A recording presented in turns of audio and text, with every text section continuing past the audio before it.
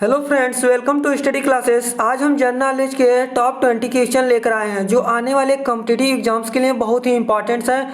तो फ्रेंड्स, इस जो जनरल नॉलेज के टॉप 20 क्वेश्चन लेकर आए हैं इसको आप बहुत ही ध्यान से देखिएगा और इसे याद कर लीजिएगा कि कॉम्पिटिटिव एग्जाम्स में 100% इसमें से कम 2 या 3 क्वेश्चन तो प्रत्येक कॉम्पिटिटिव एग्जाम्स में मिल ही जाएगा। तो आइए देखते हैं जो हमारा आज का फर्स्ट क्वेश्चन है वो है अंग्रेजी संसद में भारत सरकार अधिनियम कब पारित हुआ था।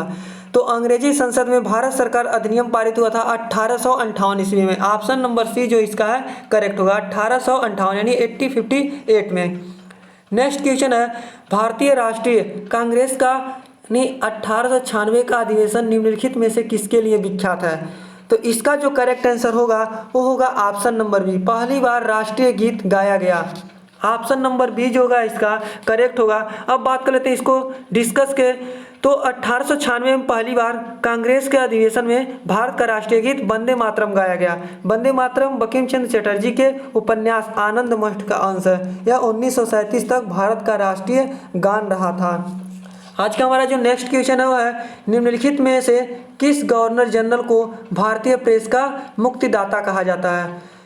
तो निम्नलिखित में से किनको भारतीय गवर्नर जनरल को भारतीय प्रेस का मुक्तिदाता कहा जाता है। तो इसका जो करेक्ट आंसर होगा वह होगा option number sir Charles Metcalfe. Sir Charles Metcalfe को गवर्नर जनरल को भारतीय प्रेस का मुक्तिदाता कहा जाता है। ऑप्शन नंबर बी जो इसका होगा वह करेक्ट होगा।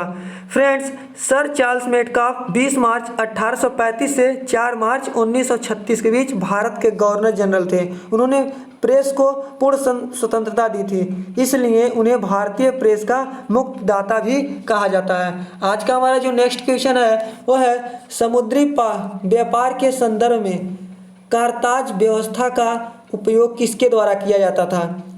तो समुद्री व्यापार के संदर्भ में करताज व्यवस्था का उपयोग किसके द्वारा किया जाता था। इसका जो करेक्ट आंसर होगा वो होगा ऑप्शन नंबर डी, यानी पुर्तगालियों के द्वारा जो है समुद्री व्यापार के संदर्भ में करताज व्यवस्था का उपयोग किया जाता था।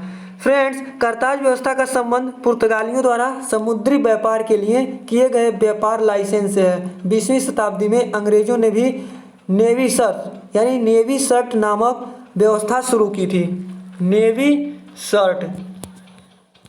शर्ट नामक व्यवस्था शुरू किया था 20वीं शताब्दी के अंत में अंग्रेजों ने। आज का हमारा जो नेक्स्ट क्वेश्चन है सुरेंद्र नाथ बनर्जी के बारे में निम्नलिखित में से कौन सा कथन सही नहीं है। कौन सा कथन सही नहीं है। तो इसका जो करेक्ट आंसर होगा वह होगा ऑप्शन नंबर डी। उन्होंने आनंद मोहन बोस के साथ मिलकर साधारण ब्राह्मणों की समाज की स्थापना की थी। यह जो है असत्य है। अब फ्रेंड्स, इसको हम यदि डीपली में डिस्कस करें तो उपरोक्त दिए गए कथनों में से चौथा कथन यानी गलत है। उन्होंने आनंद मोहन बोस के साथ मिलकर साधारण ब्राह्मण समाज की स्थापना नहीं किया था। इसमें जो दिया है सही बोला है, मतलब कौन सही नहीं है। तो ऑप्शन नंबर डी इसका जो होगा करेक्ट होगा। फ्रेंड्स, सुरेंद्र नाथ बनर्जी ने आनंद मोहन बोस के साथ मिलकर इंडियन नेशनल एसोसिएशन की स्थापना की थी। साधारण ब्राह्मण समाज की स्थापना आनंद मोहन बोस, शिवनाथ शास्त्री, शिवचंद्र सेन, उमेश चंद्र दत्त ने की थी। आज का हमारा जो नेक्स्ट क्वेश्चन हुआ है स्वतंत्र आंदोलन के दौरान रविंद्रनाथ टैगोर ने नाइटहुड की उपाधि किस घटना के विरोध में वापस कर दी थी। तो इसका जो करेक्ट आंसर होगा वह होगा option number B, Jallianwala Bagh हत्याकांड। यानी जालियांवाला बाग हत्याकांड स्वतंत्रता आंदोलन के दौरान रविंद्रनाथ टैगोर ने नाइटहुड की उपाधि वापस कर दी थी। अब यदि हम इसको डीपली डिस्कस करें तो रविंद्रनाथ टैगोर ने 1915 में ब्रिटिश सरकार ने नाइटहुड की उपाधि से सम्मानित किया था। 13 अप्रैल 1919 जालियांवाला बाग हत्याकांड के आहत होकर उन्होंने नाइटहुड की उपाधि वापस कर दी। इस संदर्भ में उन्हें लॉर्ड चेम्सफोर्ड को पत्र लिखा था। आज का हमारा जो नेक्स्ट क्वेश्चन है मुस्लिमों के लिए अलग मतदाता दल के लिए किस कांग्रेस अधिवेशन को जाना जाता है। यानी मुस्लिमों के लिए जो अलग मतदाता दल है वह किस कांग्रेस अधिवेशन के लिए जाना जाता है। तो इसका जो करेक्ट आंसर होगा ऑप्शन नंबर सी, लखनऊ अधिवेशन 1916। ऑप्शन नंबर सी जो होगा इसका करेक्ट होगा। लखनऊ अधिवेशन 1960 जो है कांग्रेस अधिवेशन को जाना जाता है मुस्लिमों के अलग मतदाता के दल के रूप में। फ्रेंड्स 1916 के लखनऊ अधिवेशन में मुस्लिमों के लिए अलग मतदाता दल की व्यवस्था की गई थी और इस अधिवेशन में कांग्रेस के दो धड़ों गर्म दल और नर्म दल को वार्ता के लिए एक मंच पर लाया गया था। अंबिका प्रसाद मजूमदार इस अधिवेशन में कांग्रेस के अध्यक्ष थे। आज का हमारा जो नेक्स्ट क्वेश्चन है, भारत में पहली यूरोपीय बस्ती किस स्थान पर स्थापित की गई थी? इसका जो करेक्ट आंसर होगा वह होगा ऑप्शन नंबर ए, कोच्चि। यानी भारत में पहली यूरोपीय बस्ती कोच्चि में स्थापित किया गया था। ऑप्शन नंबर ए इसका जो होगा करेक्ट होगा। फ्रेंड्स, केरल के एर्नाकुलम जिले में स्थित कोच्चि फोर्ट भारत में पहली यूरोपीय बस्ती थी। यह जल से घिरा हुआ स्थान है। यह कोच्चि के दक्षिण पश्चिम में स्थित है।